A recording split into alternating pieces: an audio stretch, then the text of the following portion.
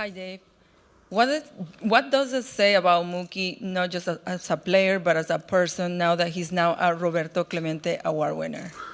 This is a huge honor. I think every athlete will say they're, people first, and playing baseball is what he does for a living. But, a humanitarian award like this and to be recognized, to get this Roberto Clemente Award is quite the achievement. I give Mookie, I give Bree, his wife, a lot of credit, their foundation, and to be able to balance and prioritize on the field performance with off the field impact is pretty amazing. And I think he's the fourth Dodger to ever receive this award. So just tip of the cap to Mookie.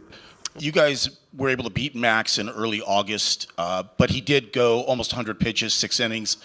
Are you comfortable with what you've done so far in this series in terms of your at-bats to maybe get to him a lot earlier than what you did in that particular game? It seems he's been the most acceptable to getting beat early in games. That's sort of, what people say, I guess, is, Max has had some struggles early, but this guy's a great competitor. He's going to make pitches, and I think the key for all of us is there's just got to be relentless at-bats 1 through 9. And, he's going to look for spots to sort of catch his breath, manage his pitch count. But I do believe that if we can continue to stress him, keep having to make pitches, and he's going to, revert to the secondaries, the slider, the curveball when it gets hot. And we just got to be willing to kind of grind him. And if we can do that, I like our chances. But again, we got a tough task. He's a big game pitcher, and he knows our guys as well as we know him. Yeah, Dave, what ultimately led you to want to keep Paz in there in center, and what can he do better, especially against some of the fastballs he's been seeing? I think that I actually think the last couple games he's taken better at bats. We all talk about the 3-2 chase, with the bases loaded in the first game, but I think in totality the bats have been better. I think for me, I just want to see him continue to fight and compete against Max. I want to keep betting on him. I'm not saying that it's in perpetuity, but tonight I'm going to bet on him, and until I don't. But I do think that the outfield defense matters, and I think he's playing good outfield defense in center field, and the work has been good. His head has been good, and I think the demeanor, the mindset is still consistent for me to bet on. Just to clarify the comment yesterday about Jack. I shouldn't have said intent. I love Canada. I made the mistake of saying intent. It was a long day, a long trip. I'm very grateful to be in the World Series, and I shouldn't have said intent. It was my apologies, sincerely. And then with Tyler, just how have you seen his confidence grow, especially after these first 2 starts he's had in the postseason? And is this as much of kind of, when you guys talk about wanting him to be in that kind of compete mode mindset, is this as much as you've seen him and your guys' time having him? It is. I think that, in big games, some people are cerebral, mechanical, some people are feel people, and I think that, with Tyler, I do think that he's playing his best baseball now, and I do believe because he is just focused on the compete, the here and now, making pitches, and that's what you need in the postseason. And to your question, I do feel like that's where he's at right now. One row ahead, Mr. Hill. Skipper Jim Hill, KKL 9 News. First of all, congratulations.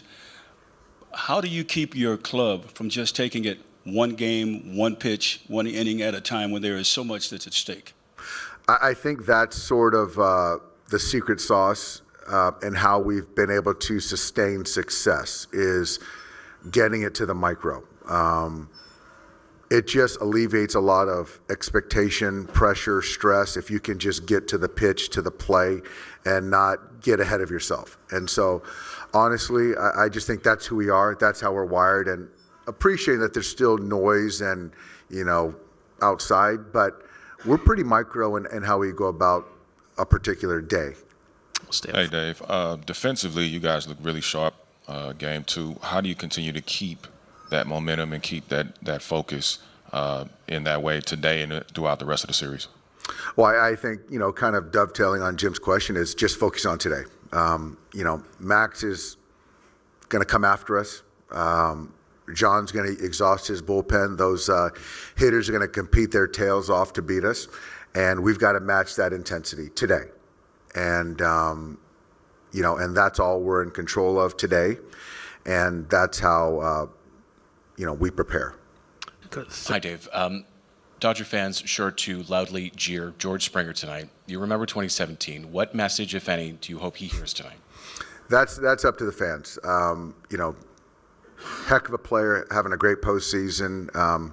Dodger fans have a long memory, and that's what makes them great. So I'm just going to manage the game, and I'm not in the stand. So they can do whatever they feel is going to help the club win. Yep. Dave, your relationship with Don Mattingly, he preceded you here, such a favorite of baseball people around the world. What are you guys friends? Have you known each other over the years? Tell us about your relationship. And of course, you know the story. You have won World Series as a player, as manager, and for him, it's the first time. I know you don't want him to win the World Series. I don't. Is there a part of you that's glad that he's finally made it there? We're friendly. We haven't spent a whole lot of time together. I've got the utmost respect for Don.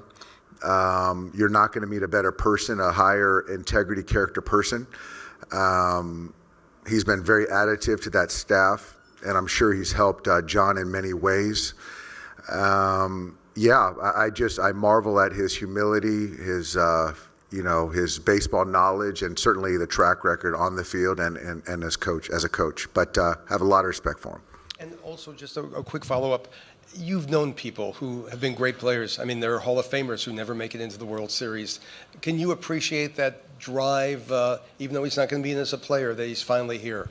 Absolutely. And I would argue that, as a coach, can be more fulfilling.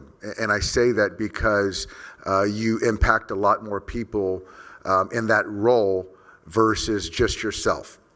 So it's definitely different than playing, but I'm sure Don's impact on that clubhouse there's some correlations to their success for sure.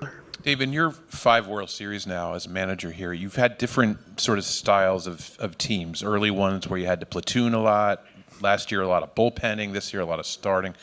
Which has been the sort of biggest challenge for you as a manager to get through these games? Style. You know what, Ty? I think that it's like all things. You sort of have to adjust. You have to grow, learn. And I think that the coaches, the front office have done a great job in sort of, in totality, trying to figure out how's the best way to win 11 games or this year 13 games in October. And, whether it's, starting pitching, it's bullpens, it's having platoon advantages. And so all that stuff, we've built a roster where we don't have as many platoon advantages. And, we won it last year with bullpenning because that's where we were at. But the starting pitching has certainly been paramount this postseason. I think we've grown together. I think that it's been fun for me.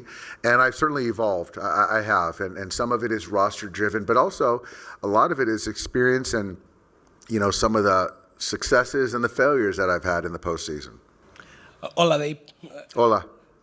So we have Glasnow tonight, Ohtani tomorrow. What were the main factors to set up this order? And is there any chance we could see Ohtani in play for another start in this series, considering he's not going to be able to? I think we just wanted to stay with the same pitching rotation as we did in the CS. And then, I don't see Shohei starting another game in this series. So, far back. Dave, Hideo Nomo's thrown out the first pitch tonight.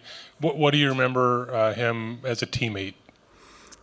Very great worker, warrior. Had a lot of, he had the country of Japan on his shoulders. Great teammate. Loved baseball. Loved his teammates. Very intentional about his work, and I'm very fortunate to say he was a teammate and a friend of mine, so I'm looking forward to seeing him. I think that's great that we got him throwing the first pitch tonight. Are you going to encourage him to throw from the full windup? Yeah, I want to see that tornado wind up and throw the split, whatever he wants to do. I just, I don't think he will, but in the middle, Dave. Dave, that here and now mindset from a pitcher like Tyler, how does that lend itself to a team that doesn't strike out a lot and there will inevitably be traffic on the bases? You know, I think that just because they don't strike out doesn't mean there's going to be a ton of traffic. I think that, you know, it's just be on the attack. It's an aggressive team. They do put the ball in play. But I think that, you know, when Tyler's not trying to be too fine, not getting into mechanics and just staying in compete mode again, I just think that that's the best version of him. But it's going to be a good test today. These guys are hungry.